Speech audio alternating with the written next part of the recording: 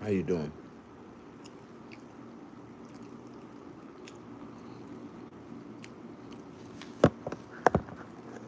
I'm just sitting here contemplating. I'm really like low key bored out of my mind.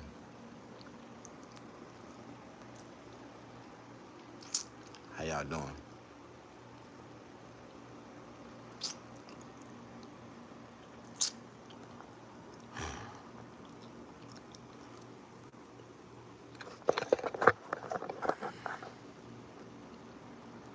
Leonard, Yoda, what's up, man? Push that like button.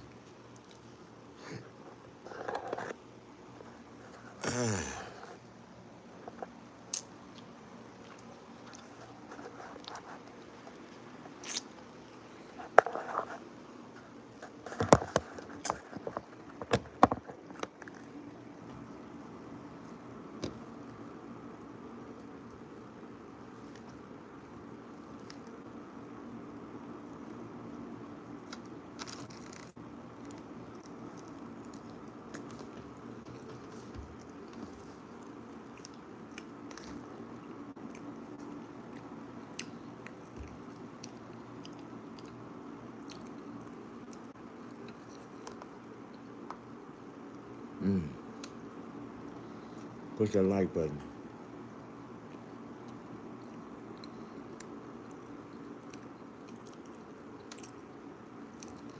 I'm really looking for like-minded people to come in.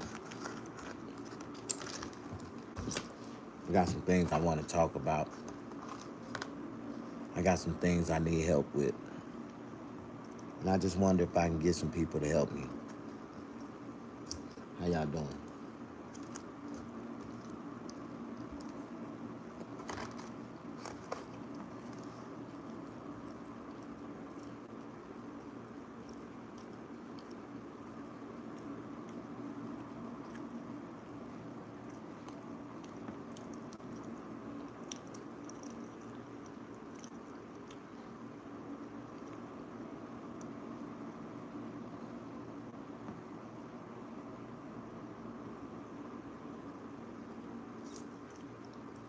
How y'all doing?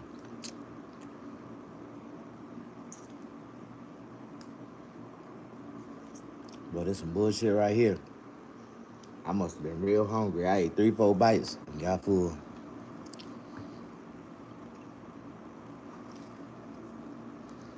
Damn.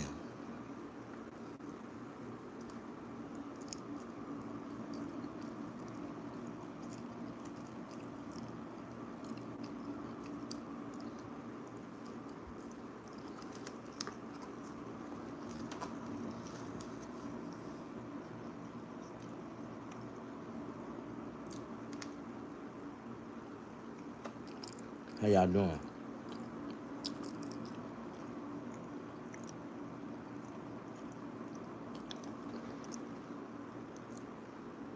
I'm waiting on my audience to come in before I start talking. Wait a few more minutes before some other people come in.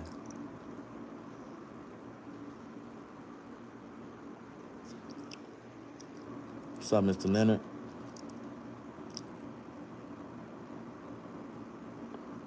Another day, another doggy world, man.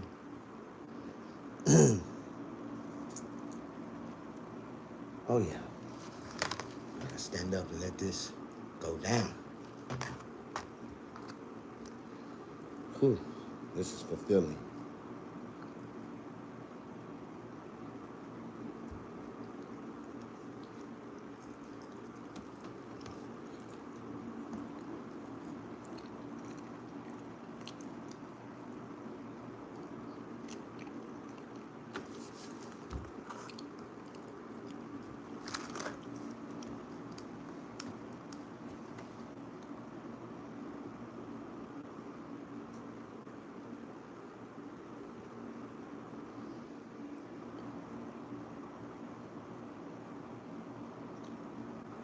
Man.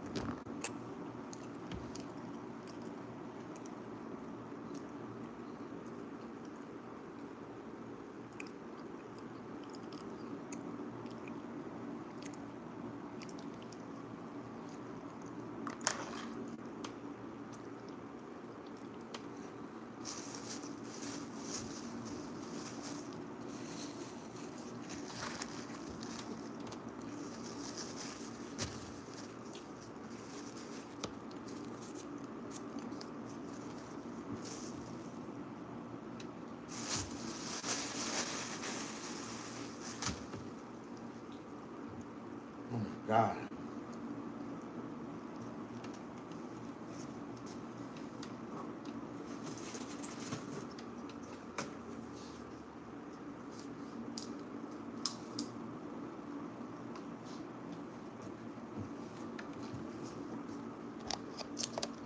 I'm waiting on my audience to come in. Oh, everybody left. I'm finna go. I never even got a chance to talk about what I wanted to talk about, and because my audience never came in.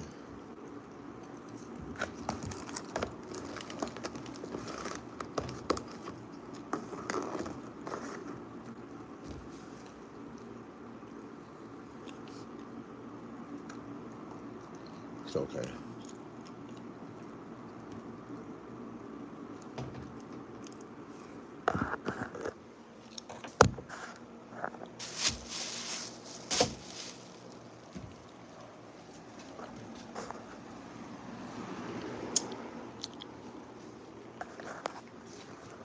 It's okay. Don't nobody gotta talk to you, Snag. Sometimes we find ourselves in this world by ourselves.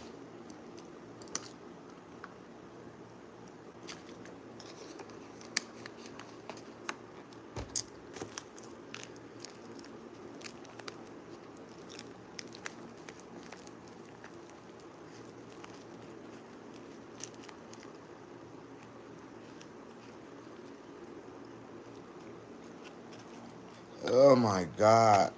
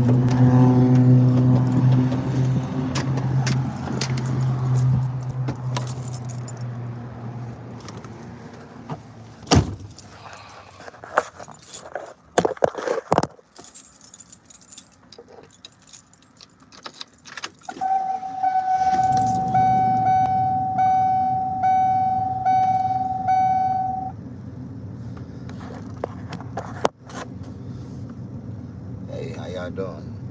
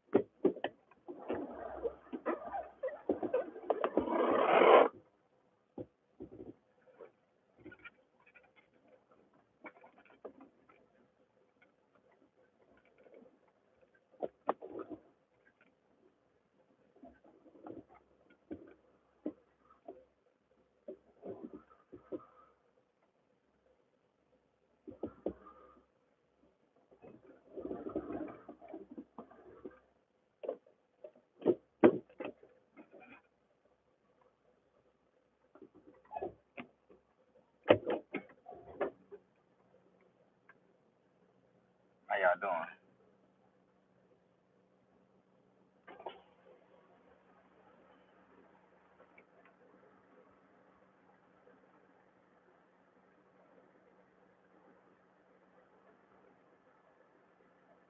How y'all doing? Push that like button. I've been waiting on my audience to come in before I can say something.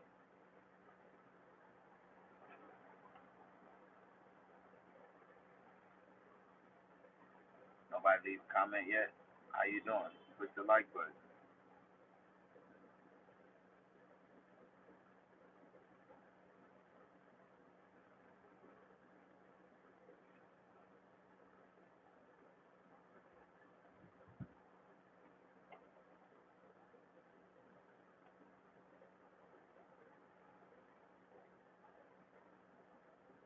I made a viral video this morning.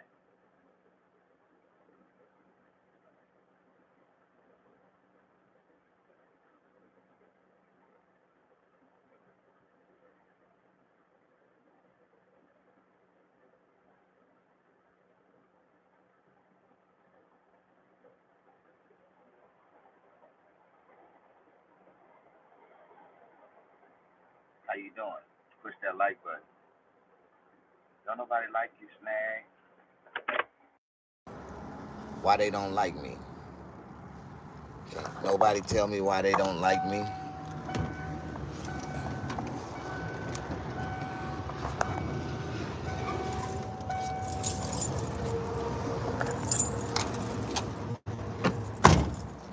Push that like button. Don't nobody like you, Snag. Okay. I'm waiting on my audience so we can start talking tonight. Y'all know what time it is, right?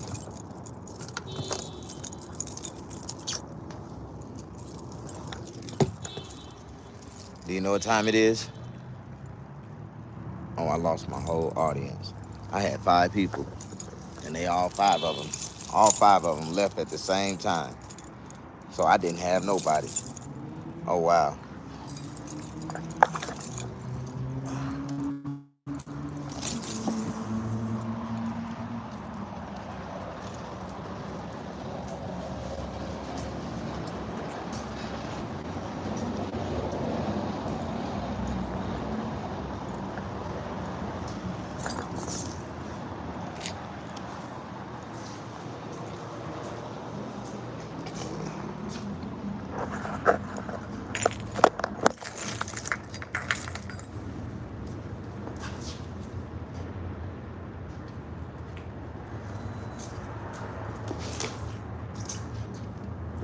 How y'all doing?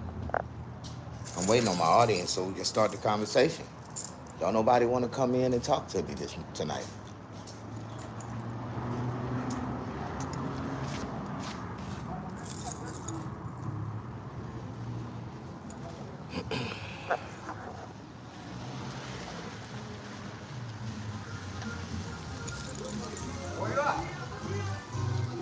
What's up, amigo? My legs are tired. Barber shop. You hear me? How you doing? How you doing, boss? I'm right here. Where you at?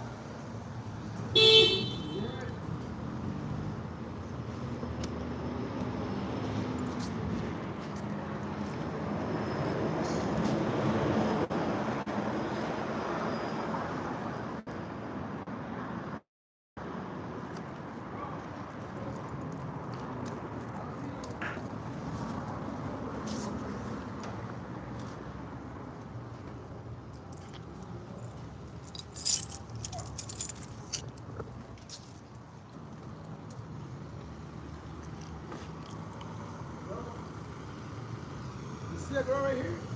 No. Hey, I'm right here at the. You look right like this.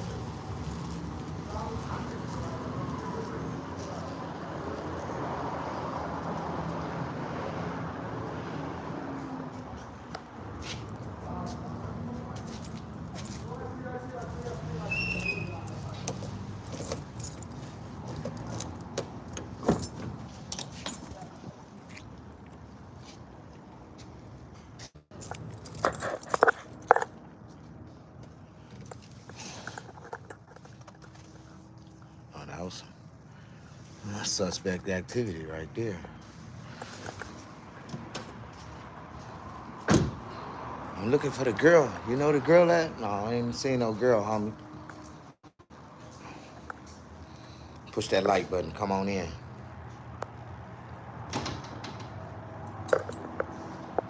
Oh, shit. Don't nobody like you, Snag.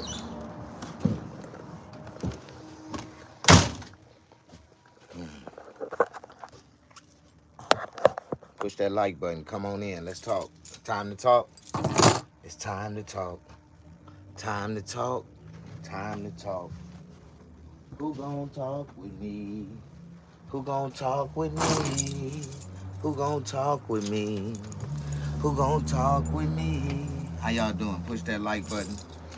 I am a black man. I'm sitting in front of my business. Fades for less will fade you best. Say yeah. I lost my whole audience singing my damn Fades for Less song. Ain't that about a bitch? How y'all doing? That's okay.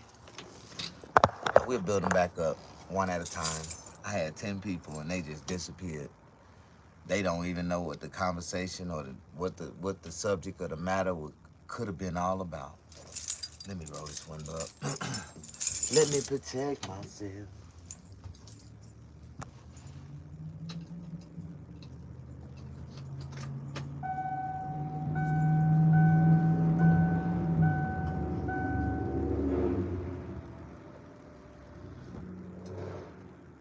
Oh my God.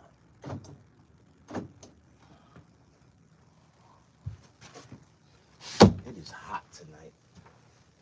It is very hot. So what I'm gonna do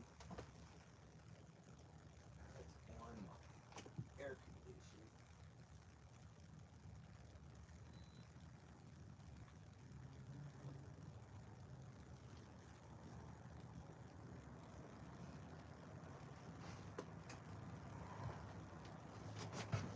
Get it cool in here. Cut my air conditioner on. Oh, I feel it getting cool already.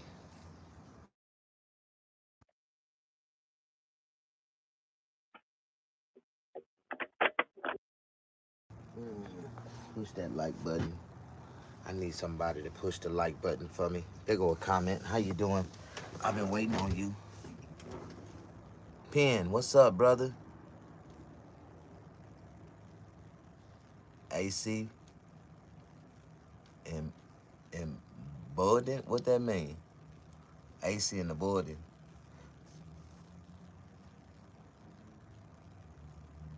What that mean, bro?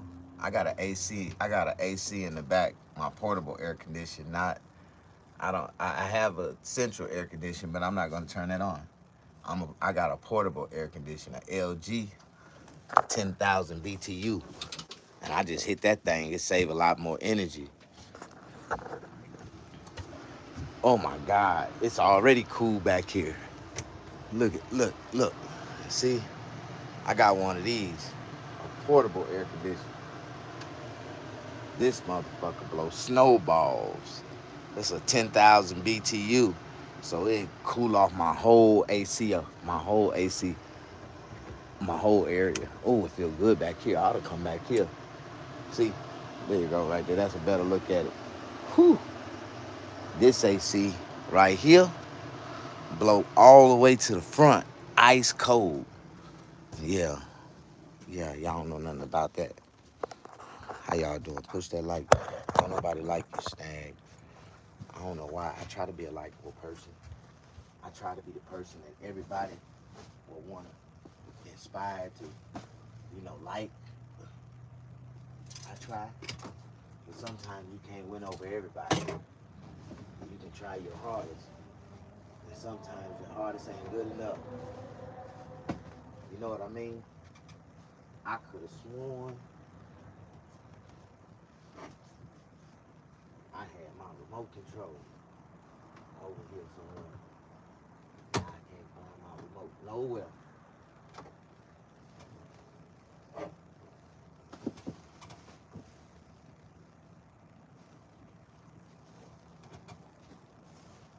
Thought Remote control was right here, but it's not. I don't know, remote control. Where my old remote?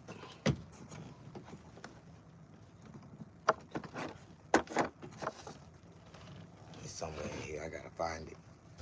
Can somebody push that like button? Show me some love. Are y'all ready? You said I'm killing it. No, I'm just I'm just living one day at a time, man. I'm blessed, man. Ooh, I can feel that air conditioning already way up here. Can I get a like? Can I get a push? Somebody push that like button. Y'all ready? Y'all rolled up? 420 time, man. We finna call the spirits of Bob Marley down from the heavens. You know the rapture's supposed to be tonight. So I best if y'all was, if I advise y'all to pray. It's supposed to be sometime tonight.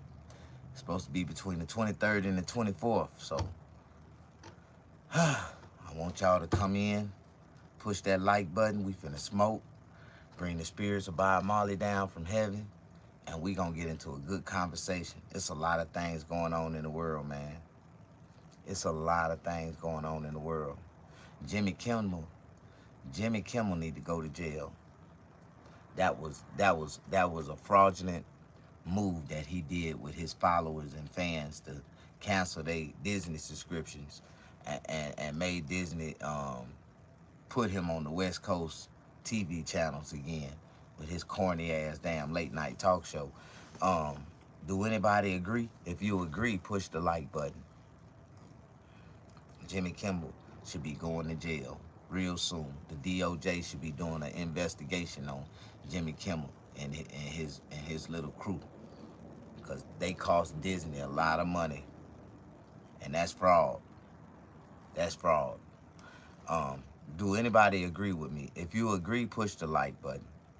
If you don't agree, if you don't know what I'm talking about, then push the like button. Before we fire this blunt up, I need to go. I need to find my remote control. That's what I need to do. I need to put some energy into looking for my remote control. I think my remote control right here. That's where it is. It's right here. Let me get on my hands and knees. And see. It's right here. Is that?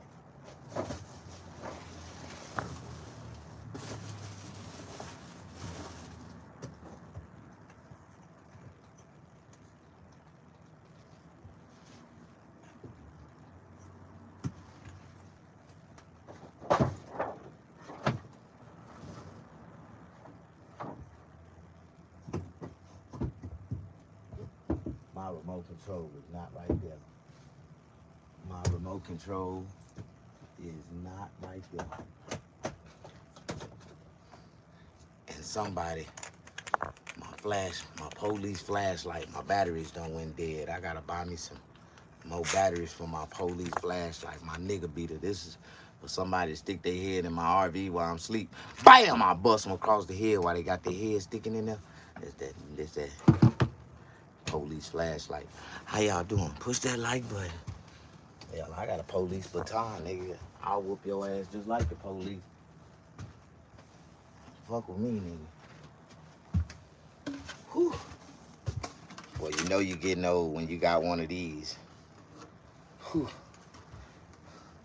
If anybody don't know what these is, it's for an old man that's always on the go. You always on the go. You ain't got time to make it to the toilet. You gotta keep one of these close by.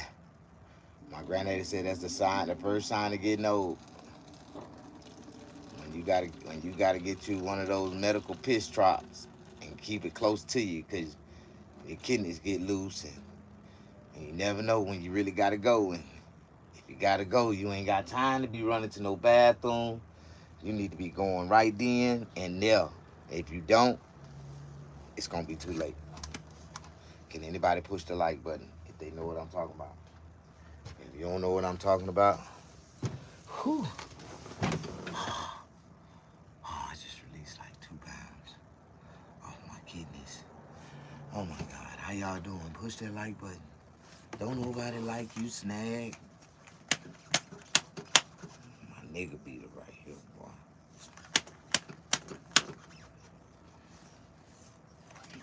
Somebody said that my show on YouTube is better than the Bernie Mac show on TV. Oh, no, man. It ain't that damn good. It's good, though. Bernie Mac better. I like Bernie Mac, man. I've been watching the old reruns of the Bernie Mac show. You know, you really don't realize how good his work was until after you go back and watch it again. Man, Bernie was funny as fuck. Can we get a like? Can we get a push that like for a real one? Do anybody know where they at right now? Can I get a like?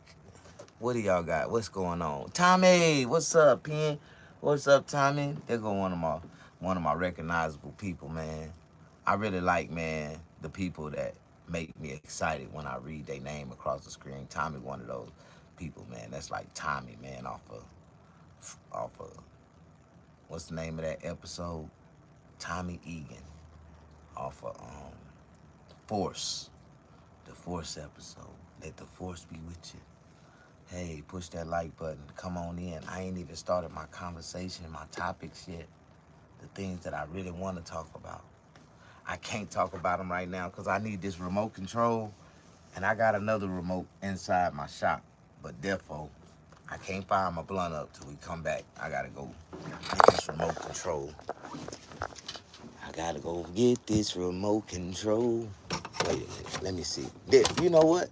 I ain't got to go get shit. There go my remote. Whew, Jesus. Ain't God good? I spent too much money on this remote to not be able to find it. Shit. There we go. Now we back. We rolling. We are rolling. We rolling. Roll high. Roll them in. Roll them out. Roll them in. Roll them out. Roll them in. Roll high. Roll high. All right. We're going to start off with YouTube. How y'all doing? Push that like button. Don't nobody like you, Snag. See, we starting off with Mr. Snaggerpuss Cosby. We're going to go right here. We're going to go to my channel. And we're going to see what the world has got for us.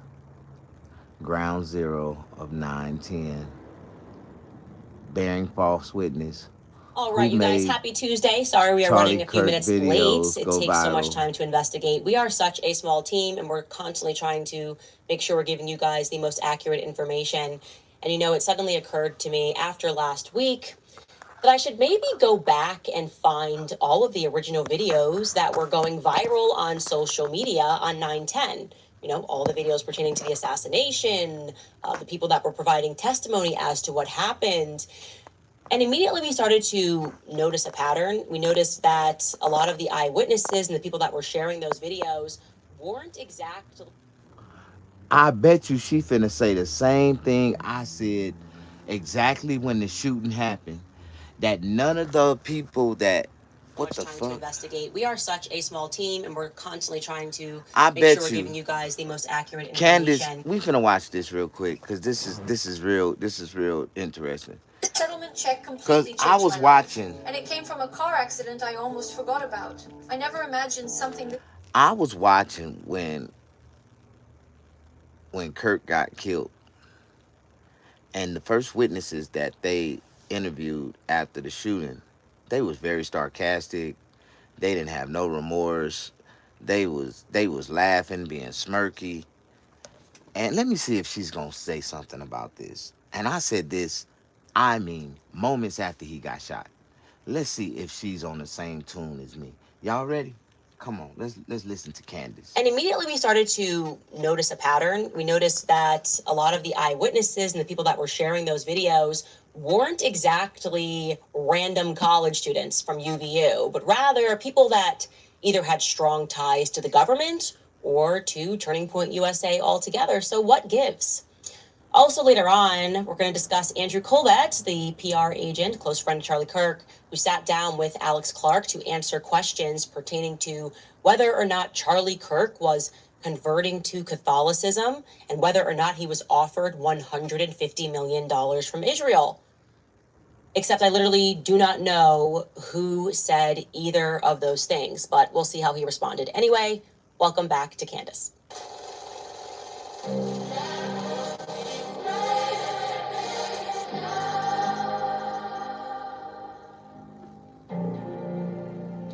Candace Owens. A couple of things that I want to say at the top to help focus some of these investigations that are going on. So many people that are sending us emails, and I see a lot of the chatter that's happening. First and foremost, no, Charlie was not wearing an earpiece. He was not wearing an earpiece. I saw some of that earlier footage and it looked like he was. And I was able to verify that actually what people think is an earpiece that's coming up is actually the necklace that he was wearing. I also want you guys to know that he was not wearing a bulletproof vest.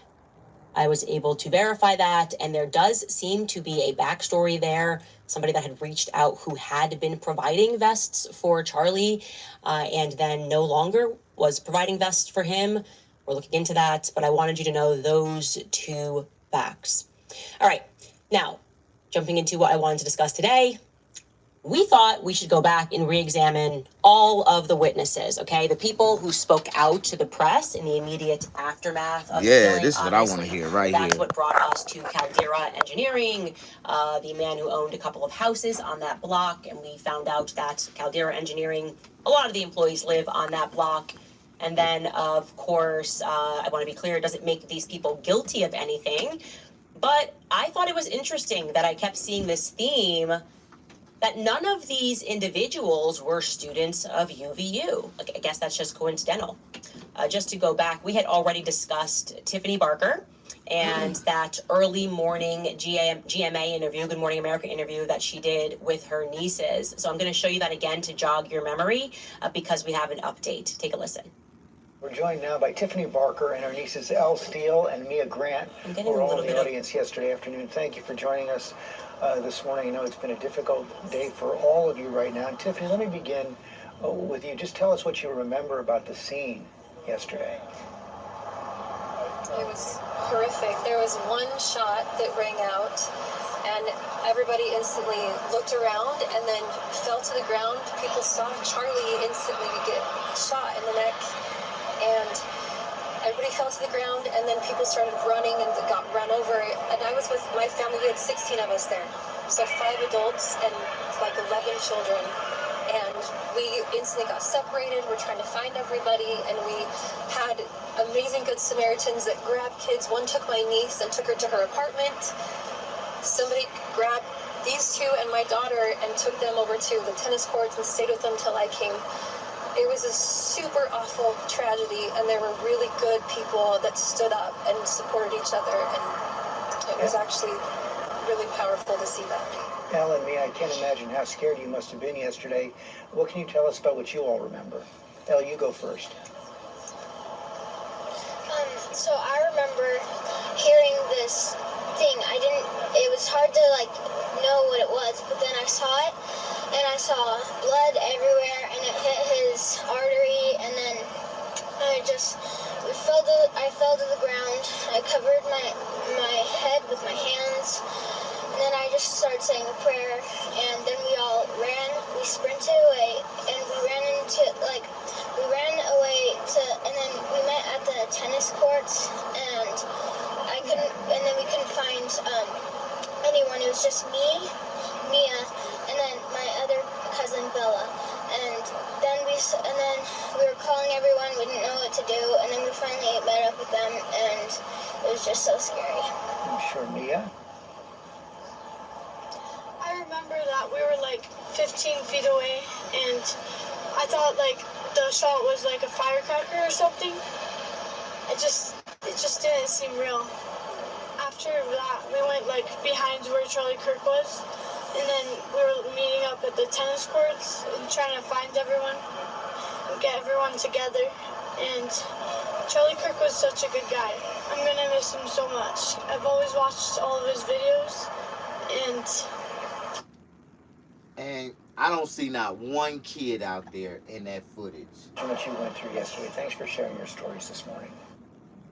Okay, so to update you and to remind you, I had mentioned that first and foremost, Tiffany Barker is a part of a very political family, a very connected family in the region. The internet sleuths just were on it. Apparently there's a whole Reddit feed, and they were able to determine that not only is she connected to a a big political family that is high up in the LDS church, but she also forgot to mention, and maybe there wasn't time to mention, to be fair, that they knew Charlie, that the daughter had sung at Charlie Kirk's events. So it would have been something that I think I would have said, but again, sort of in the chaos, maybe in the next morning while the manhunt is going on, and in this sort of short stint of speaking to Good Morning America, you didn't have time to give those details. Now, many people were curious mainly as to why the children were so descriptive regarding the artery, and Tiffany herself made a response video and addressed that question, and here is what she had to say. When we get in the car, we're stuck in the parking lot for like an hour and a half. My niece that was sitting right behind me in this car filmed Charlie getting shot. She was filming him speaking, and then she said, Tiff, I have it on video. And I said, give me your phone. I don't want you to watch it. Give me the phone. So I took her phone, and the kids in the car with me, because they were closer down by my sister, had seen it really close up. And they saw how much Charlie bled. And we're all trying to process that. So I have an hour and a half in a car with my nieces and my two daughters, and I'm trying to help them through what we just saw. And they said, why did he bleed like that? And I said, there's an artery here. Maybe they hit an artery. I didn't know. We didn't know anything, and we're trying to get information. And then I get one text come in and said, Glenn Beck said he's stable.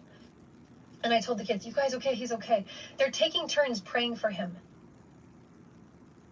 So I connected with her after she made this video, and I wanted to specifically confirm and clarify two things. Again, not because I think her or her nieces had anything to do with the assassination, but because they were eyewitnesses. And I first and foremost wanted to know why Good Morning America reached out with them.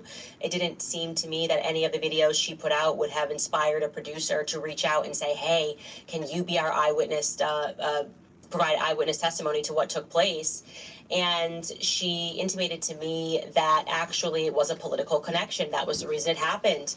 Her sister ran as lieutenant governor alongside Phil Lehman, and actually Good Morning America reached out to Phil Lehman, and somehow that is how, instead of Phil Lehman or her sister, they ended up with her sister's children and her, because they were at the event. Now, regarding her, obviously you heard her explanation for why they mentioned the artery. I wanted to see if they even recorded that footage of Charlie, or if they were close enough to see that. And my answer to that would be no, on the basis of the footage that she gave me. She has not yet provided any footage that would suggest that her nieces saw that graphic or were able, anything that was that descriptive. I think this might have been just a little bit of like political insertion, so to speak. Either way, I will say that any kids being anywhere where a shot is ringing out is going to be traumatizing to a child. And of course, she is being honest that through discussion, she is the one that kind of gave them the idea regarding the artery. They've been swallowing their story for years. Enough. New Recharge by Vimergy. The fatigue fighting formula that saves you from quick fixes. Vimergy, we can save ourselves. Get a big cash payout. If you were in a car accident up to 1 year ago, even if you weren't driving, just click the link around this video to see how much you can get. Just answer 5 simple questions. I was simultaneously taking a look at George Zinn. Obviously, I wanted to track down George Zinn, because where was Decoy Boy sitting? Where exactly was he arrested? And I was able to discover something that I found to be quite odd. George Zinn was arrested in the same area, almost in the exact spot where Charlie's SUV departs. Which, to me, if you think somebody is the killer, you probably wouldn't send them in the direction of someone that they just shot. So I wanted to sort of prod that narrative a little bit further. So first, I want you guys, in case you don't understand the layout of this particular, if we're calling it a stadium, that he was sitting, amphitheater that Charlie was sitting, there is a tent, okay? And we're coming inward here. You can see that kind of half hexagon that's sitting there. Where that dot is where Charlie is sitting. And you can see there's like a bridge walkway. And Charlie has to walk underneath that to get to where his cars are, okay? So in front of him is the audience in that half hexagon. And yep, we're coming inward. Right there, where you can see the mouse pointing right there, is where the SUVs were waiting, the SUV that carried Charlie. So they just went backwards from where the tent was, okay? And that underpass is right here. You can see a clear image of it, and you can actually see now we're in that underpass, we are kind of where that SUV was, and you can see the back of the tent that Charlie was in. We were able to determine that it was approximately 40 seconds from the time that the shot rang off to when the security brings Charlie into the waiting SUV. So they moved very quickly from shot to getting him into the SUV, obviously trying to save his life. Then, approximately just 1 minute and 8 seconds later, George Zinn is brought to that exact same territory. So Charlie departs, and about 1 minute and 8 seconds later, we've got George Zinn, and he is in handcuffs. And when I say 1 minute and 8 seconds, I'm building in extra seconds. I'm trying to be as precise as possible. I am counting and I'm watching everything. But I found it, again, odd that George Zinn is arrested in the exact same area that they just took Charlie. And it's fast, right? And it's especially fast because we then found footage of George Zinn after the shot rings out, and we're gonna watch this. He's gonna get up, and people are dispersing everywhere, and he kind of calmly gets up and starts making his way down that stadium. You can see that here. We have the light on him, and his pants fall down by themselves. You can see that his pants did not, like, we were kind of working under the assumption that his pants fell down because, I don't know, the police were pulling him, but that's actually incorrect. They just fall down all by themselves, and you can see that a young man comes by to try to assist him. Okay, so has nothing to do with the arrest. Now, to be clear, when we see him sort of making his way down those stairs, we can actually approximate, because we did, like I said, we're counting seconds, that this happens earliest 30 seconds after the shot is fired, okay? And this clip, that clip that you just watched, is about 20 seconds long. So it's about a full 50 seconds, and we know that George Zinn is still standing right there, okay? So somehow George Zinn needs to get from where you just saw him, where his pants fall, to handcuffs in the SUV zone in about 40 seconds flat. Again, that's very fast. We were able to find the footage of him walking down. He just walks down like you see him. He just is walking down the stairs, and he has his hat in his hand, and he starts waving, and he's going toward the left side of the tent. If you're behind the tent looking forward, like if you have Charlie's view, he is then going to kind of go down, and he walks to the left side of the tent. So I wanted to show you this second timeline that I put together, because this just lets you know what happens in the immediate aftermath. Charlie, Skylar, I'm not sure if I told you to pull that. Can you see that little timeline that we have? Yeah, no worries. I'll give you a couple of seconds, but we have, Charlie gets shot. 40 seconds later, Charlie's brought to the SUV. 10 seconds after that is where George Zinn's pants fall down in the middle of the departing crowd. And then 1 minute and 15 seconds after that shot rings out, George Zinn is waving his hat near the left side of the tent. And then at the minute 48 second mark, George Zinn is in handcuffs, and he is being pulled near where Charlie's SUV has just departed. It's very quick. Okay, all of this takes place in under 2 minutes. Not the vibe that I got, obviously, when you are behind your cell phone and you're getting all of these updates and you're trying to follow all the X accounts to see who has the newest information. I certainly was not under the impression that all took place in just 2 minutes. So then that photo starts circulating online. You know which photo I'm talking about. It's George Zinn, and he's bent down and he is in handcuffs, and that goes viral. And so I wanted to get to the bottom of that. Who actually shared that photo of George Zinn in handcuffs? And I was able to determine that was somebody who lived in Utah who advertises with Turning Point USA. And when he did some press about it, he didn't mention that connection to Turning Point USA, but he for sure advertises with them, or has advertised in the past. Again, things are moving unbelievably quickly, and I have now watched that footage from many angles. And there's another thing that happens in the immediate aftermath that stands out to me. There is what I assume must be a donor, a sponsor of some description, or an employee of a donor slash sponsor. And he tries to get close to Charlie after the shots are fired, but not in like a rescue way. There was already like a team of men that fly in. And then he gets there, and I'm not sure what the intention is. I don't know if it's just like, obviously you're shocked. Maybe you're trying to be helpful. Who knows? The security guard just kind of shoos him away immediately. And then what the guy does is he sort of just stands up and he takes out, like, walks to the side and takes out his cell phone. So I'm going to show you that. He's right there in the blue shirt. And, like, sends a text. As I'm watching the footage, it goes on a little bit longer, like sends a text, takes a photo. Not entirely clear what's being done there, but it just sort of stood out to me, like in the middle of the chaos, seeing that. And I would really like to know who that is, because we had received a ton of messages from current employees at Turning Point that had mentioned that company. He's wearing a shirt that says WireFi.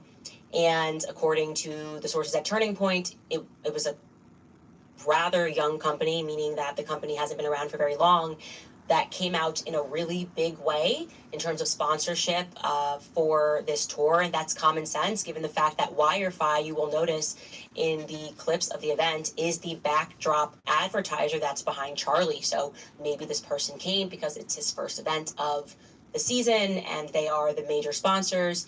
Like I said, judging by the placement and the fact that a WireFi donor or employee is there, we can draw the conclusion that they sponsored this very event.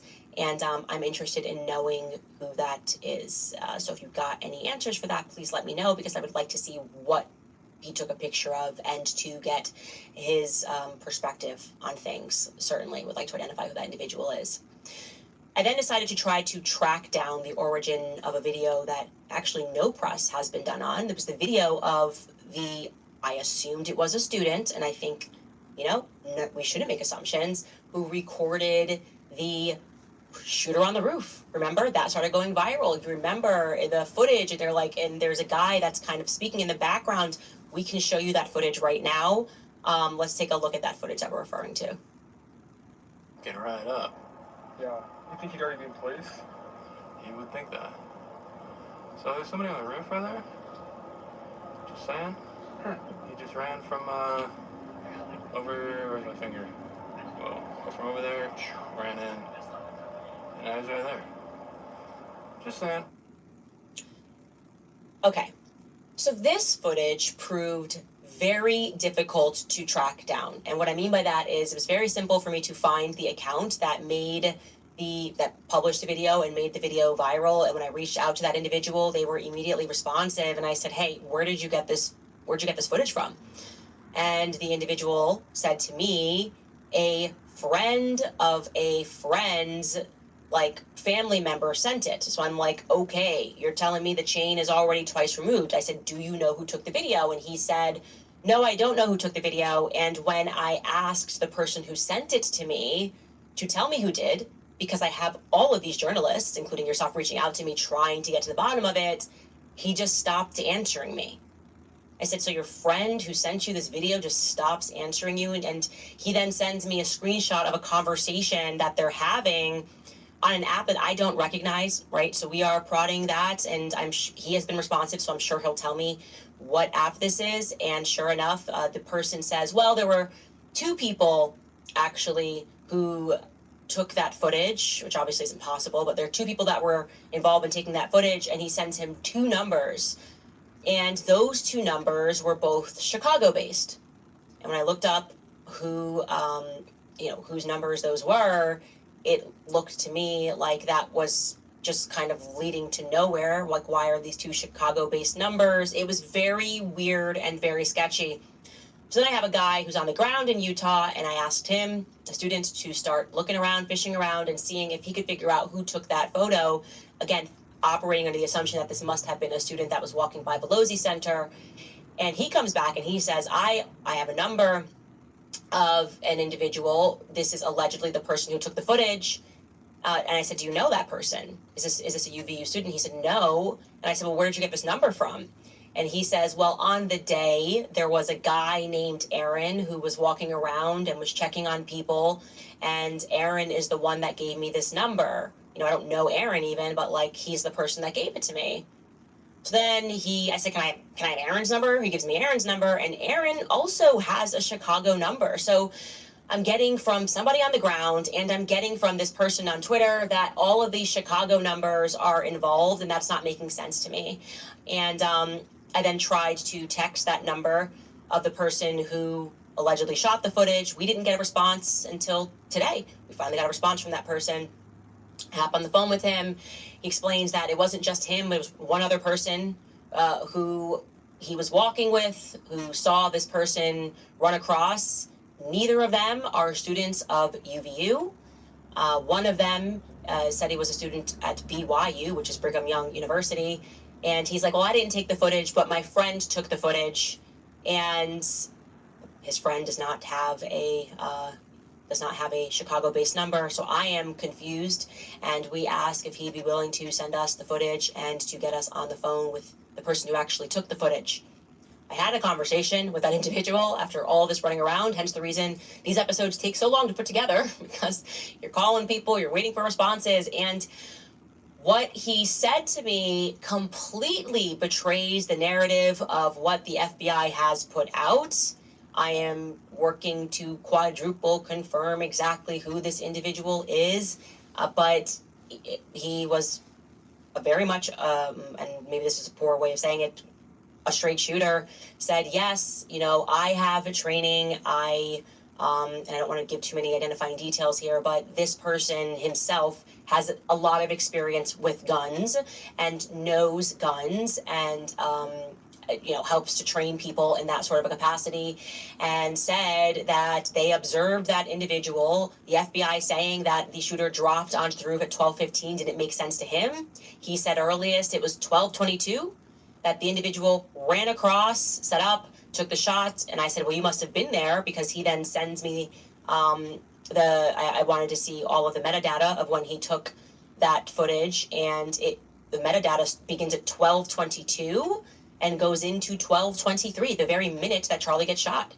And he says, yeah, I saw the shot. I had just stopped recording about 20 seconds before the shot rang out. And he said that he told them a description of what the shooter looked like. And it was not the description that the entire world received less than 24 hours later of this person, Tyler Robinson, wearing jeans. I said, was he wearing jeans? He said, no. Actually, this person was dressed in tactical gear and he was wearing a face mask. And he said, according to him, like I said, he has a lot of experience with guns, that this person looked to him like a foreign agent. I don't know if he's wearing all black, how he got that, but he said he was very certain that this person was skilled, knew exactly what he was doing, and was highly trained, like a highly trained assassin, so to speak, okay? He then says something else. As soon as George Zinn got arrested and that started circulating, he ran to someone on campus and said, this is the wrong person. I observed this person with my eyes. You have the complete wrong description. The person you're looking for is wearing tactical gear and is obviously young, because I watched him sprint back after taking the shot. I saw this with my own two eyes. And for whatever reason, that never made its way out, that we can see, of a description of a person wearing tactical gear. We're kind of left with this idea that he was wearing the now infamous veterans shirt with the American flag on it and some jeans. So he also said something that we had not heard, which is that he knows guns, and the gun that the FBI found was not the gun that he saw. That the gun that he saw was smaller. And I'm going to read you directly a text message that he sent me, again, protecting his identity. He said, watching the video of the impact, hearing the sharp crack instead of a big hunting rifle's boom, and seeing what looked like a shorter rifle platform, albeit with the absence of the shape of a standard 30-round magazine, the assassin may have used a 10 or 20-round magazine, only expecting to shoot once or twice. I would guess that he was shot with a Hornady the Max or similar lightweight 223 bullet designed for very rapid expansion. Of course, I don't have access to any autopsy reports like you might, but if they found small shards of copper rather than one large copper-coated lead slug, that's the gun and bullet I would expect was used. So I wanted to share that because I know that a part of this entire thing was our upset at kind of being taken for a ride by the FBI. It makes no sense to me that they wouldn't share those details immediately while this manhunt was taking place. We got every other name and basically every other description, and we're told nothing like what this person who says that he was an eyewitness, he was the eyewitness to this, and that he went right in and said all this information. Why wouldn't you share the eyewitness report that you received that completely counters the narrative? And I would say, again, assuming this guy's story checks out, and it seems to me that it did, and he sent us the data, and we looked at the metadata that he was the person who took that video, it doesn't make sense to me. It literally makes no sense to me that they would obfuscate these details when they're speaking to the public. So, yeah, like I said, we are exploring every lead here, and I just found that to be quite stunning. I don't know what to make of all of this. I guess what we make every single episode is the fact that they're just lying to us about everything, about literally everything. Anyways, you guys, I want to get to some of the responses and answers that were given by Andrew Colvett, who is a PR agent for Turning Point USA. He sat down with Alex Clark and addressed some of the things that have been going viral, particularly as it pertains to taking down the footage in the minutes following the shooting, having somebody on their team take down that footage. You might be curious as to what he had to say. First, I want to throw to some of our sponsors. Preborn, I've watched too many people who I'm close to be vilified for standing up for truth. I've felt the sting of injustice, but I've also felt something else, which is courage. I think most of us are done playing defense. We don't want to water down what we believe to be palatable, because silence is not kindness. It's actually just consent. And right now, the greatest silence surrounds lives that are being ended before they even take their first breath. If we're going to call ourselves defenders of life, then we have to act like that. That's why I'm asking you to join me to fight back with action, with truth, with love for $28. That is what it costs to give an ultrasound, a free ultrasound, to a woman that is in crisis and considering an abortion. Just $28 will help her see the life that is growing inside of her and give her truth that the culture won't. So you shouldn't sit this one out. You shouldn't wait for permission. You can be just as bold and as clear and as unapologetically pro-life by heading to preborn.org/Candace right now. You give $28. You can also give 10 times that if you want to. This is the line that we should defend and stand on, standing for truth, standing for what is right, and saving lives from abortion, standing firm in the gospel. Again, it is preborn.org/Candace to provide an ultrasound for just $28. Also want to tell you guys about Cozy Earth, because you work hard, you fight for your family, your values, and your future. So when the workday ends, your 5 to 9 should be about one thing, which is comfort. That's why I love Cozy Earth. Cozy Earth is on a mission to make your evenings and every moment that you spend at home the most comfortable part of your day. Their pajamas and loungewear are made from premium, responsibly sourced viscose bamboo. They're soft, breathable, and temperature regulating, which is why I can't go a night without using them. Cozy Earth offers more than just clothing. They have perfected their bubble cuddle blanket. Their blanket offers a combination of comfort and style with its distinctively textured bubble design, intricately woven from ultra soft fibers. These blankets are an absolute must. You should have them in your home. And just so you know, Cozy Earth stands by their quality. Their blankets come with a 100-night sleep trial and a 10-year warranty. Plus, their apparel is backed by a lifetime guarantee. So yeah, they mean it when they say that it is made to last. You can head to CozyEarth.com and use code Candace at checkout for up to 40% off your new favorite pajama set and blanket. So if you get a post-purchase survey, you can let them know that you heard about Cozy Earth right here. CozyEarth.com. Use code Candace and you will elevate your downtime with Cozy Earth. All right, so Andrew Colvett, obviously, he's been a topic of discussion. He did the Charlie show with him, and so he sat next to Charlie throughout all of that. They were very close. He's also the PR agent for Turning Point USA, and he's also the one that issued the statement, therefore, about what is now being termed the other magic bullet. And magic bullet being the first one, JFK. It kind of seems like when the government might be involved, you know, bullets tend to have magical properties. Anyways, I've said yesterday, his job is pretty tough, and it's made even tougher by the fact that he if he's told to say something, he has to say it. That's just how it works in PR. And I'm sure there are lawyers involved as well. He went on to the Alex Clark podcast. Now, it was kind of billed, I think people were expecting, but actually Alex Clark never did say that Erica Kirk was going to be the one to answer questions pertaining to Charlie.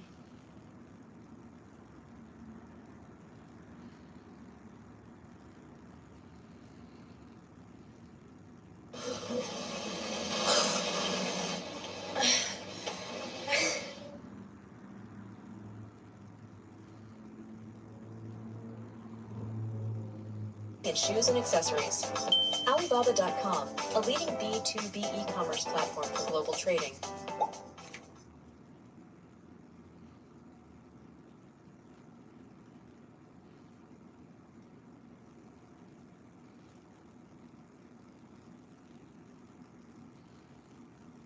And to clear up some rumors about his personal life, she teased that, that you were going to get unfiltered answers to burning questions like, quote, was Charlie converting to Catholicism? Again, I have no idea who said he was converting to Catholicism. I feel like it's like intentionally misrepresenting what was said. Also, she was going to answer, did he take $150 million from Israel? Again, not something that we said on this show. And again, like I told you, they're going to address the SD cards. Now, I was very clear, and I am still kind of shocked by the reaction from the evangelical community. It was totally it didn't make any sense to me. A, because Erica's a cradle Catholic. I said Charlie was attending the mass because he was. I said Charlie was praying the rosary because he was. And I said that as a Catholic, of course, I was egging him to take the next step. Who wouldn't? Of course you want, whatever your faith is, if you're evangelical and someone's thinking about converting, you're going to want to egg them on. That totally makes sense. And it wasn't said in an evil capacity. I said the joke that I said to Charlie, take the next step. You're too smart to be a Protestant. That's a descriptor of our relationship. We were like brother and sister. It's said in humor and in jest. Hey guys, I was Protestant like 5 minutes ago. So I felt like people were looking for reasons to be offended and wanted somebody to come out and slap that down and say, no, he wasn't attending the mass, and, kind of caging this like it was a war for Charlie. It's like, no, and he never took the first step in converting, but I think going to the mass and praying the rosary, obviously it's going to get Catholics excited. Anyways, let's start with that. Andrew's response to the Catholic question. Take a listen. Was he becoming Catholic? No. But he really loved Catholic Mass. He loved the ritual of it. He loved the beauty of old Catholic churches and the stained glass. And him and Erica would go sometimes. Yeah, well, Erica's a cradle Catholic, but she ended up kind of like me. I grew up Catholic and First Communion and went to Catholic high school, but then I ended up becoming a Christian in college through a Protestant church, through a non-denominational kind of more Catholics are experience. Christian. It was actually Presbyterian, and then it was kind of non-denominational. And I think Erica kind of follows that same path. She and I share that. Also, by the way, I just want to draw attention to, she's posted a photo of her and Charlie and the kids in mass before, and somebody in the comment section said, oh, are you guys converting? And she said, no, we just like attending sometimes. So she herself had said no. Yeah, probably. and I think Charlie, one of the things, Charlie really hated worshiping in like a gym, or some sort of kind of blank space that you just turn into church. There's no problem. He didn't have a problem with the act of that. He just didn't prefer it. And he loved, again, the ritual, the ancient, feel of a Catholic Mass, and the fact that everybody around the world that was worshiping as Catholic, he loved that. So he had some really big theological hang-ups with that. You can go check the videos out, him debating with Michael Knowles, in good fun. I mean, they were dear friends, but they loved kind of debating the whole Protestant versus Catholic thing. So I didn't lie about anything. And yeah, he was attending mass. And so usually if you are ritualistically attending mass, meaning he liked the ritual of it, I'm not sure what that means. I don't understand what we're doing. It just feels weird. And to say he converted to Christian, Catholics are Christian. So, he said, I think Andrew said, I converted to Christianity.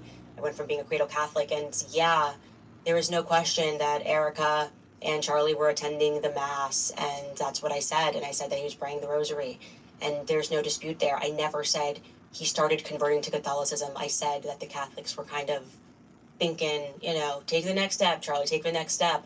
And I don't think it was just architectural for him, far be it from me, to speak on behalf of whether he was just attending because he liked the architecture. I think it was a little deeper than that, and I agree that he did have some hangups, but that's kind of when you make that thing of like, he didn't really like having church in a gym, that's a step, right? So for me, that was a step where I was going, okay, like I want something that feels a little bit deeper. It's a journey. Nobody was trying to start a Catholic versus Protestant war. I just shared something about, my final conversations with him. And a lot of the conversations were about faith towards the end. Yeah, that's it. Not a big deal. Anyways, then they get to the second portion of something that I didn't say.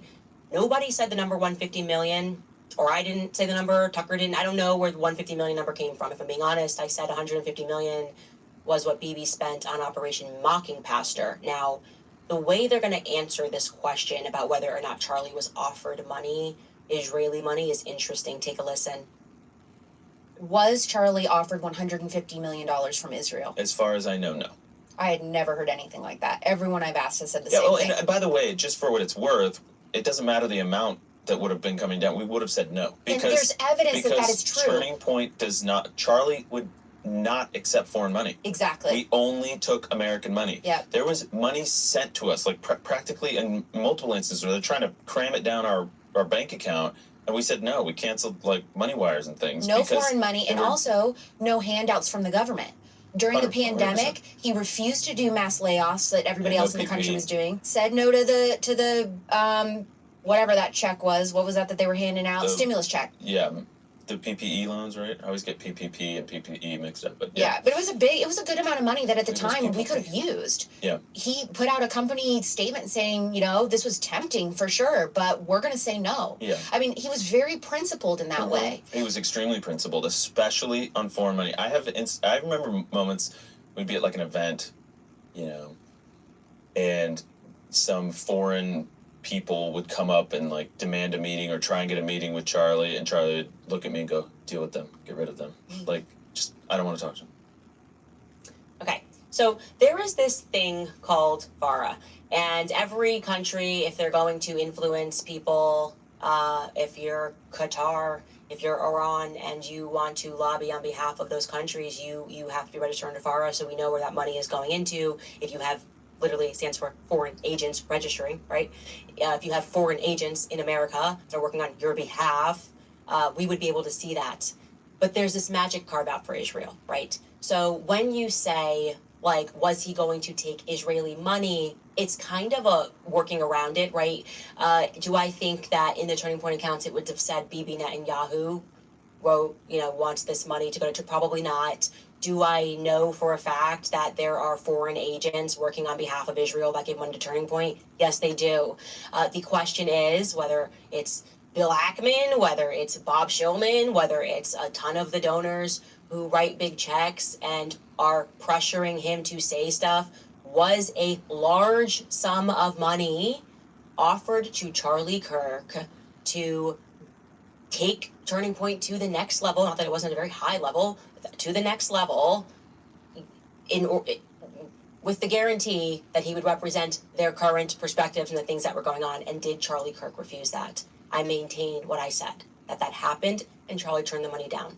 I hope that makes sense. I do want to add on to that I do have concerns, and maybe concerns is not the right word.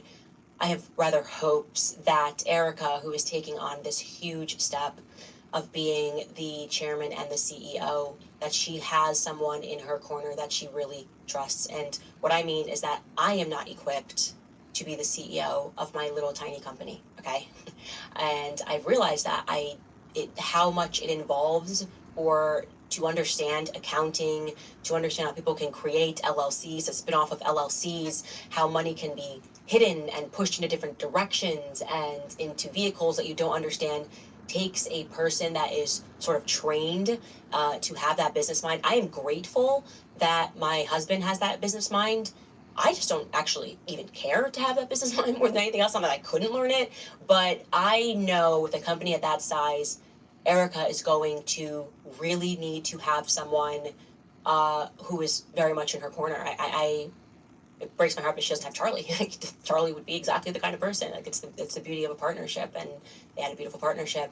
But I worry. I really do worry, and I just wanted to express that openly to you guys. I'm concerned about that for some reason, and I guess the best thing to do is just ask everybody to pray for Erica. You know, pray that she has the clarity to understand and have people around her who are being honest with her. Because I would not want to be in her position right now. I would not want to be in her position because where there is money, money naturally breeds snakes in the garden, and it's very difficult to keep the grass cut low when the yard is that expansive, so to speak.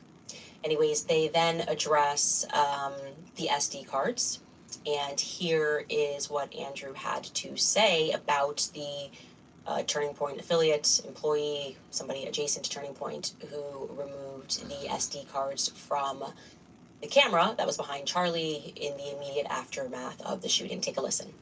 Why did our team start taking down cameras immediately? Was it just in shock and just thinking like this is what we do and just not thinking it's a crime scene? I think massive shock. I think there's been some stories about the SD cards or whatever.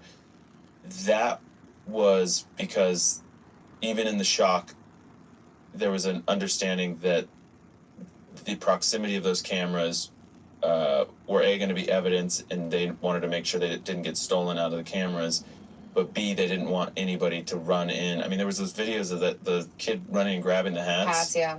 So there was an understanding. I mean, I talked to the team on that, and they said, because we know people can be evil. Yeah. And they grabbed the SD cards so that nobody could get that footage. So that law enforcement could get it. Did I answer your Maha question sufficiently? Yeah, okay. He loved Maha. Well, he loved Maha moms, too.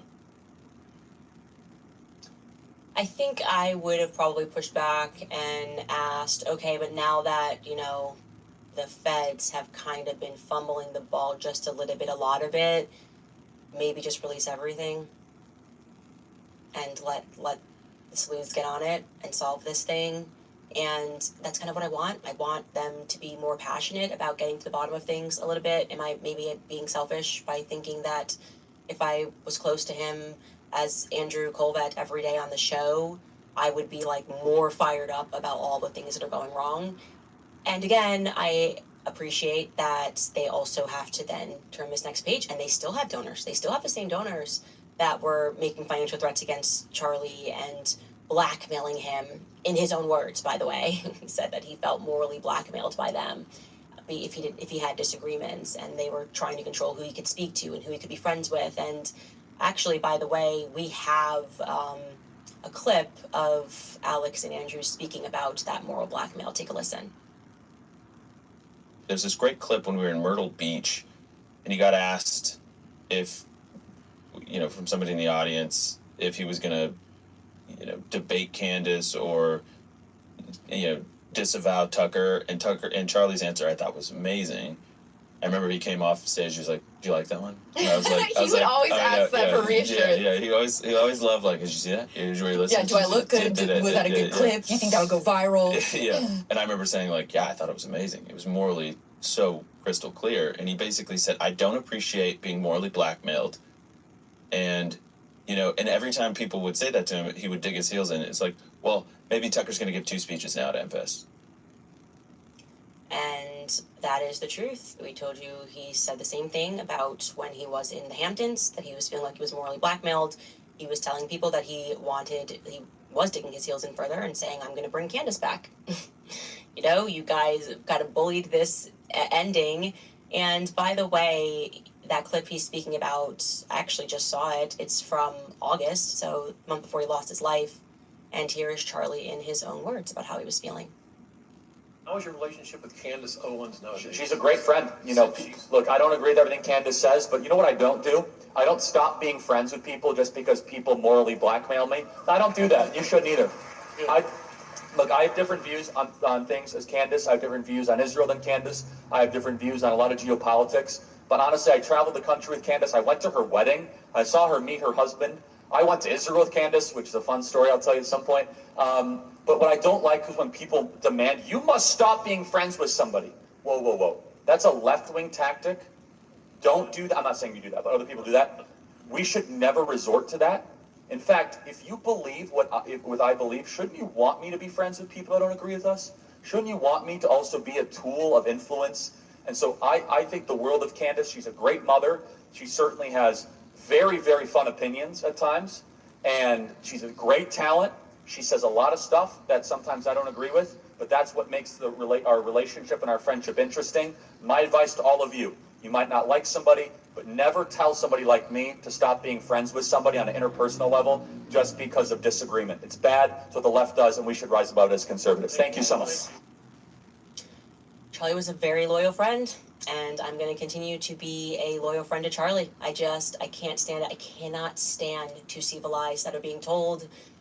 The people that are intentionally taking things that I say out of context, people that were trying to pretend that Charlie and I weren't friends. It is maddening, but I know that God never gives any person more than they can handle, and I can handle it.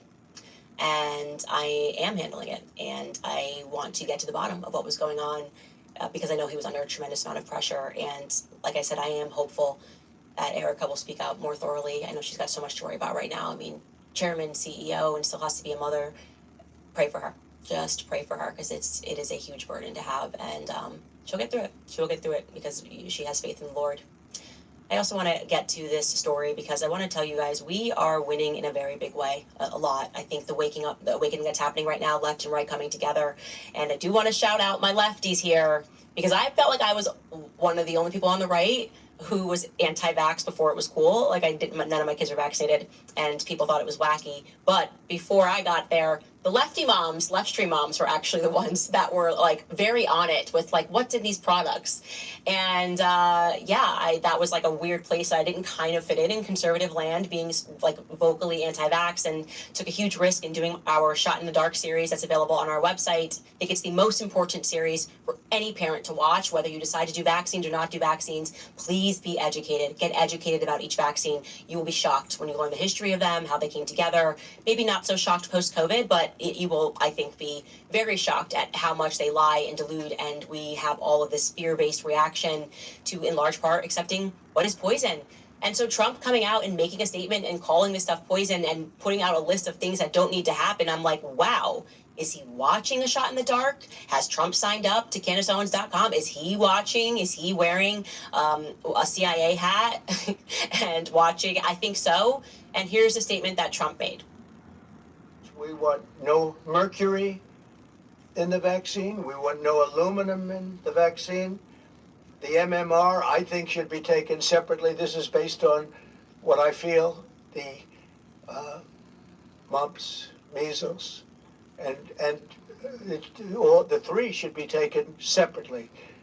And it seems to be that when you mix them, there could be a problem. So there's no downside in taking them separately. In fact, they think it's better, so let it be separate. The chicken pox is already separate, because when that got mixed in, I guess they made it for a while, it really was bad. So they make chicken pox. Individually, they're okay. When you mix them, something maybe happens.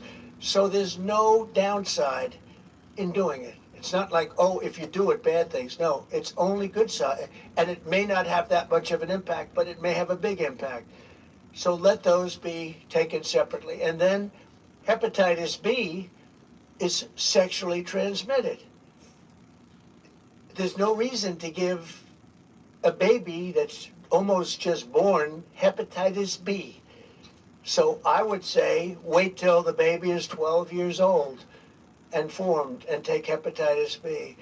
And I think if you do those things, it's going to be a whole different, it's going to be a revolution in a positive sense in the country.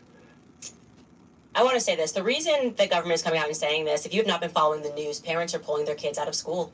I really, if you want to talk about a true turning point, and I said this a few episodes ago, I hope that what happens is that the world wakes up to the fact that the evil is taking place in the classroom. The reason why they are coming out and admitting some of these things is because they're fearful that they're going to lose. And I'm talking about the evildoers in this world, the psychopaths that have been poisoning us for generations, the people that have made America fat, the people that are putting Monsanto. They hate you. They hate me. For them, this is a religion, okay? And they wish to poison our offspring, their bodies and their minds. I want to be very clear.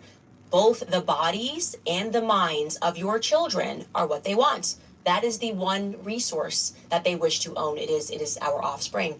They poison our minds. That's why they want you to either abort your offspring. If you have your offspring, they want them to be fat, addicted to drugs, filled with pharmaceuticals and vaccines. That's the reality. And we have to say that. We have to declare that boldly because now they want our speech because people are waking up. But what you're seeing Trump say is a reaction to the amount of moms that are pulling their kids out of the public school system. And I want to be clear, not just public, private, okay? We began the process 2 weeks ago, 3 weeks ago, of taking our kids out and realizing that we have to be radical because the psychopaths that rule the world are radical. And if you want to take ownership and actually invest in a better future, we have to be in control of exactly what sort of an education our children are receiving, okay? And everything that is wrong in America and that is wrong in this world is because we gave the government domain over our children. If you want to be a radical, get your kids out of these schools. You can figure it out. That's what I want to say to you guys. You can figure it out. They make you think you can't. We are in their matrix. Let's get out of the psychopathic matrix. So I'm excited because that is really it's a sign of the times. It means parents are fighting and we're winning. And the government is on notice. And now they're like, hey, what if we lax up? Not 1 inch. Not our kids. All right, guys, before we get into some of your comments, I want to tell you about Sauna Space, because when you are a mother with kids and you have a nonstop schedule, you're still expected to look good, feel good, and function without losing your mind, and that is why I am obsessed with Sauna Space. You've seen those red light panels that are trendy, but this is totally different. It's the Glow Infrared Therapy Light from Sauna Space.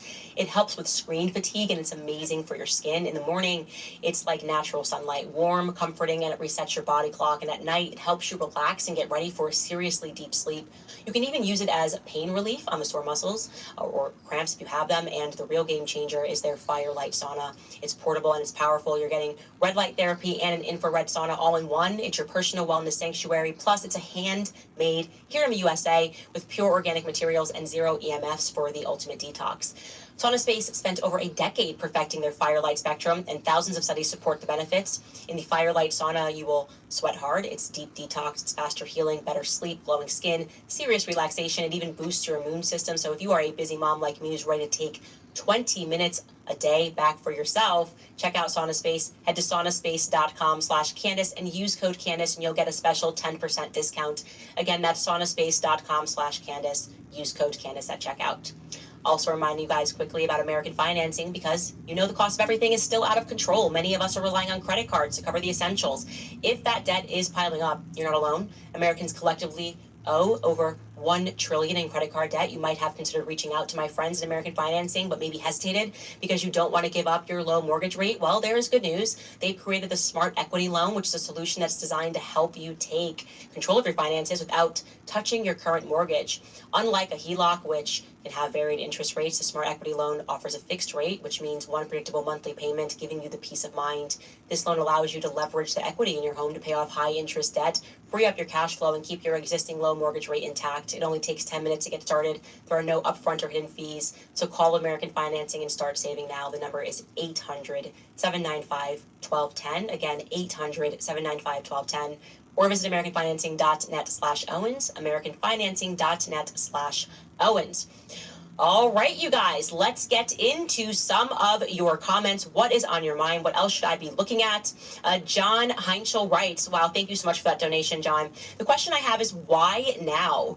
From an LGBTQ person. Charlie has remained consistent there. It just makes no sense. His public views on the genocide and Netanyahu, however, are the things that changed before his assassination.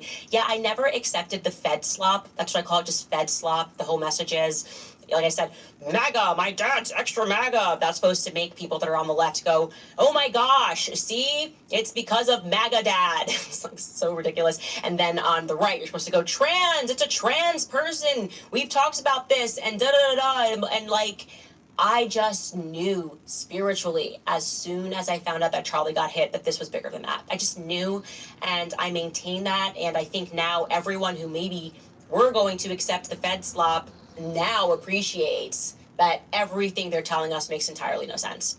And they're lying. Like, they are lying about a lot. And there's only one reason to lie. It's because you have something to hide. So I say, just be transparent. I don't trust people that don't just release and speak about everything if they're being deemed suspicious. Transparency and honesty, it makes everything easier. That's why, like I said, I have no qualms about anything that I've said on the show, because I don't lie. There's no benefit. What do you get? What's the upside of lying about something? And so, yeah, I think they are finding out, and we have remained very committed to getting to the bottom of this. Jenna V writes, thank you for fighting so hard for that precious human being, Charlie Kirk. He was amazing. I mean, I could say it 1,000 times. There truly would not be me without Charlie. And I know that I held his head up during tough times. You know, when you are climbing and fighting through politics, that early phase, and you're unknown, you go through a lot of really tough times, and you're tired. And similarly, he held my head up during a lot of tough times. And like I said, reading the messages of me, while we were sick, tired, we just always made it work. And he built that company. Charlie built that company. And I don't know why, but it just sickens me to hear any lies or misrepresentations. It just makes me so angry. But I know that that's something that I have to deal with, my choice emotion. I guess that's my vice, is I always have to pull myself back consciously from wanting vengeance. And I don't want vengeance right now. I just want Christ. Christ is king because Christ is truth. And I want the truth about what happened. And I'm not getting it at that moment. Miriam writes, British Muslim here, love the work you're doing, and I so stand by the point that this is good versus evil, slaves versus the elites. Yes, you are amazing, and I keep you and your family in my prayers. Thank you for praying for us. Truly, the prayers work. They are working, and I needed them a lot last week. I feel better this week, which is one thing. I feel more focused in many ways, and it, like I said, it arrived to me when something I really needed to hear when Erica said that it was quick. That was eating me up inside, like not knowing that answer. Previously, Temp writes, they didn't kill Charlie, only his physical form. Of course, Charlie lives on with the Lord our God in heaven forever and evermore. Yeah, we know that, but it doesn't. You just miss the person. You know, that's what I haven't accepted yet, is that Charlie Kirk is actually gone from this earth. Like, that just makes me really sad. It just makes me really sad, and sometimes the sadness, like I said, just turns into anger, and I know that will kind of, it will change with time. I know that. You're never a year on, however you feel, a year on, it will be better, and so I hold on to that. Carl writes, my wife and I love your show. Gang, gang. Thanks for always asking questions. You've opened a lot of people's eyes up to the obvious lying that is going on around us. That is the point of this. I did an interview earlier with a journalist, and she kind of said, what do you think, podcasting getting big, what does it signify? It signifies that we don't believe the establishment anymore. And the establishment seems to be growing more radical, and they want to control speech as if that's going to make us believe them more. It's a nonsense, a terrible idea. Mary Kelly writes, I love you, Candace. You are my Joan of Arc. Prayers for you and your family. Flame of love, rosaries. Thank you so much for that. Chris writes, do we know who paid for the crime scene demolition, the pavers that were so quickly put down? Normally, universities don't have expendable cash. Our rosaries are with you in prayer and mass. Thank you so much. John 12:23, he ends that with, we love you. And that says that's from Michelle. Maybe it's Michelle and Chris. I don't know. That's another path that we could pursue. I feel like I thought it was the feds who did that. I could be incorrect. A feeling is not a fact. So I will explore that. That's a good question. MC writes, there is a call on the police scanner after Charlie got shot saying they were looking for someone wearing jeans, a black shirt, a black mask, and a black vest carrying a long rifle. I heard that. I need to go over that scanner. And then they took that scanner when they realized that 3,000 people had suddenly tuned in. They decided to privatize everything. But that is true, which is why we naturally have to ask the question, why did the public never hear that description if you only had one eyewitness testimony as to what that person was wearing? And we know that you have clear footage. Obviously, you have tons of clear footage. Why didn't you release it? Was it because we were going to see somebody in tactical gear that looked foreign? Or we were going to be able to identify the person further and realize that it wasn't Tyler Robinson. I maintain that Tyler Robinson is one piece of this, and a lot more people are involved. And I don't have to maintain that anymore by myself, because Kash Patel has signified that that is so in his long message that we spoke about yesterday, this long tweet that we spoke about, where he sort of cops to the fact that nothing they're saying at all makes any sense. Milana writes, "Hi Candace, I wait for your live every day and dread the weekends. What curriculum do you recommend if I were to homeschool my kids?" Okay, so we are first doing a trial curriculum for the first time next week, so I will let you know. We're kind of editing it and making it our own, using a classical mixed in with Montessori approach because of the age of my children, and obviously working in our faith, starting with a morning prayer and trying to say, okay, what can we teach them? Because I have found that my son really loves mass, the portions of mass where he knows what's going on. So I'm like, well, we need to do more of that. And obviously we go to the Latin mass, which makes it a bit trickier for him. But I'm like, well, why not? Can they learn a Latin prayer? So I wanted to get involved because I'm still a young Catholic student in many ways, and teach them that, because it would be, you know, also an opportunity for me to learn as if I was a preschooler. So we are still working on that, and I will definitively share all of that information publicly because I want to inspire moms to take their kids out of schools, all of them. I want you, if you're listening and you're on the fence and you're like, I know spiritually I shouldn't be sending them there, there is a communist underground in the school. What they want your kids to do is to do drugs. They want to get them addicted to pornography and screens, and the effort is to turn them into slaves. Take your kids out of all of the schools. That would be my advice. Lastly, Lover of Light writes, "Thank you for all that you do. I know this is a serious time, but don't forget to share some of those funny personal stories, like your daughter forgetting her makeup. Love you, Candace." Yeah, she is, that one's got quite the imagination, my daughter. My favorite thing that kids do at this age is the filibuster. If you think congressmen are good, you got to try to get a toddler to sleep and try to leave their room, and the things that they come up with. And recently she told me that her hair hurts. And I said, "Sweetie, I don't think that's a thing." And then she sort of went, "Oh, yeah, oh, yeah, okay, we'll move on from that." Anyways, yeah, it is another thing that always gets you through really tough times, obviously, is you just be around children. They are such a light. They really are such a light in this world. And I want everyone to have kids. I want them to have lots of them, because I know the government doesn't want us to have any. Yeah, they want to make our tribes smaller because they want to roll over us. And anyways, we'll have more for you tomorrow. Thank you guys so much. We'll see you then.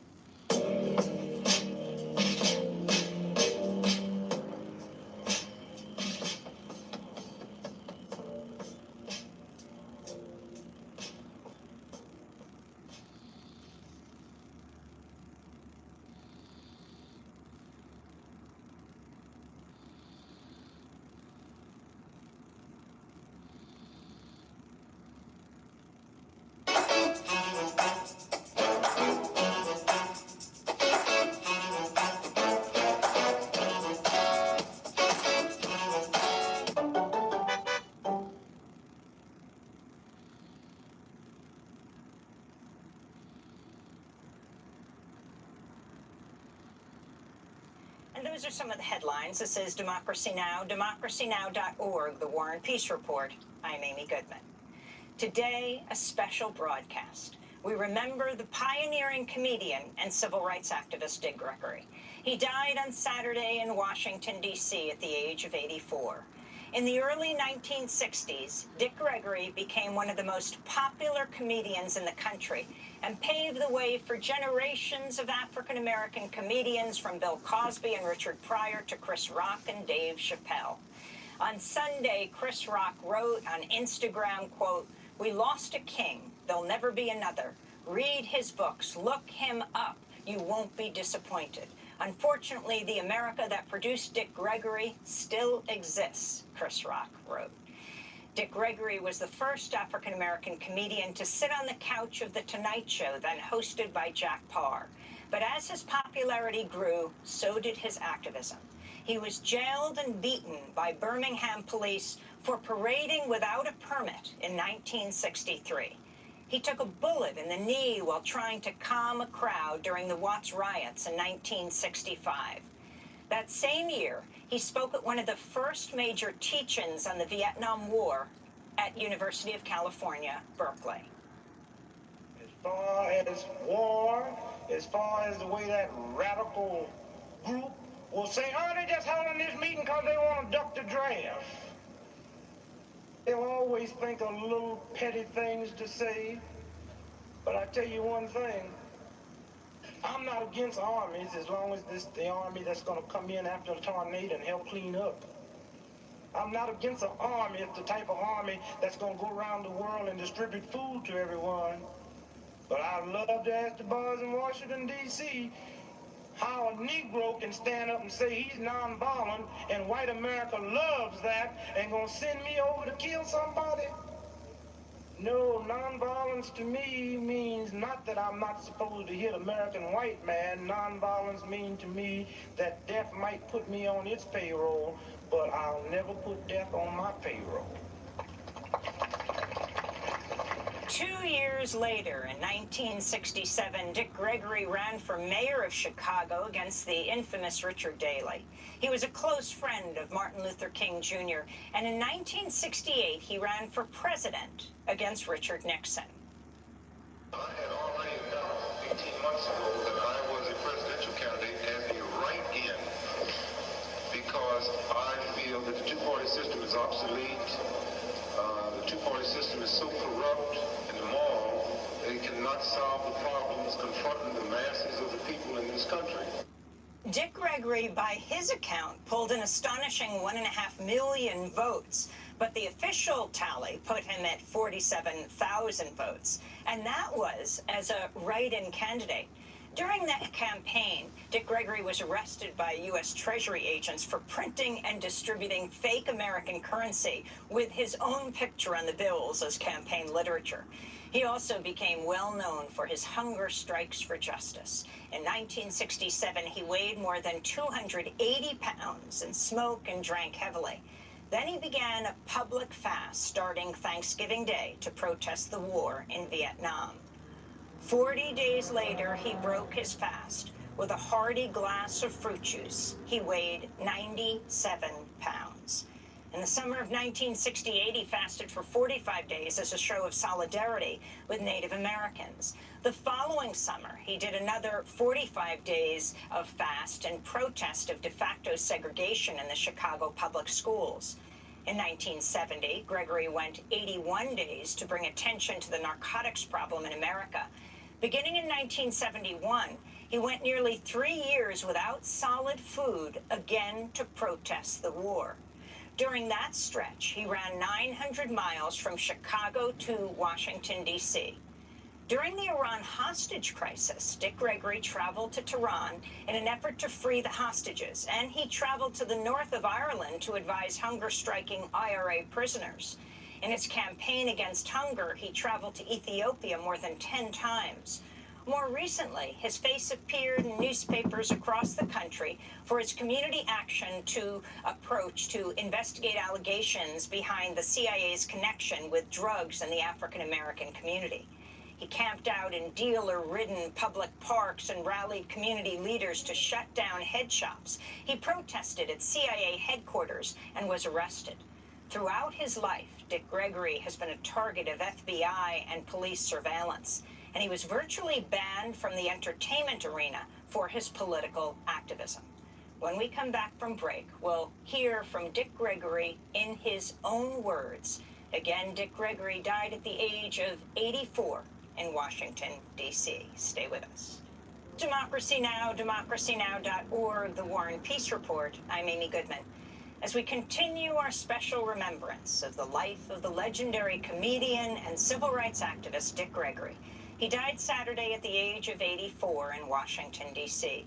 I spoke to Dick Gregory many times. We're going to go back, though, first to 2002, when we were in our Firehouse Studios in downtown Manhattan.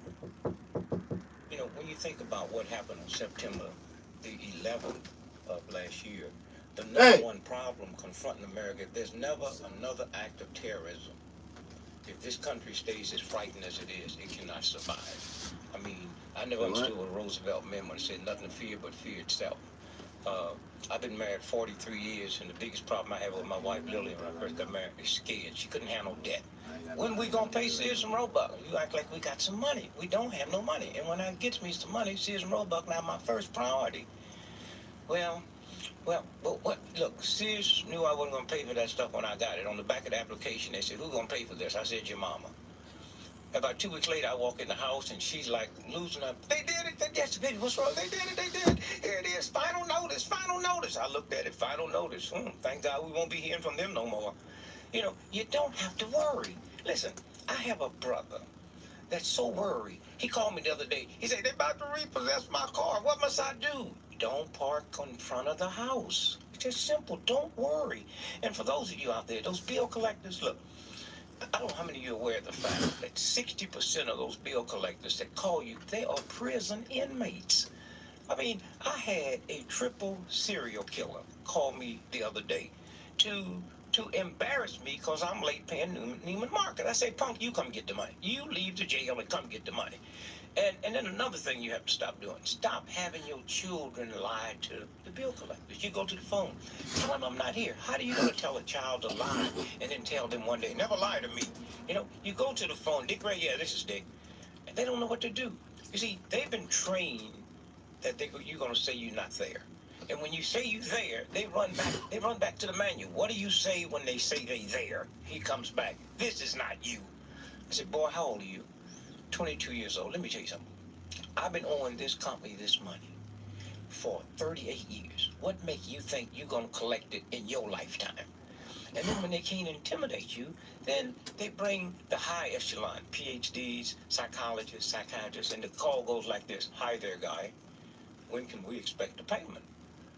Well, I'm not in control of your expectations. Matter of fact, you can expect a payment all the time. And so when you stop letting fear interrupt, fear.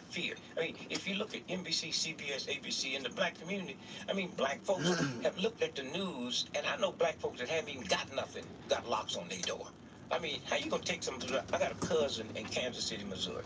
He had 27 locks on the door and ain't got nothing in the house. I said, "Boy, if somebody broke in here, they would leave something." And the house he lived in is so small, he stuck the key in the door one day.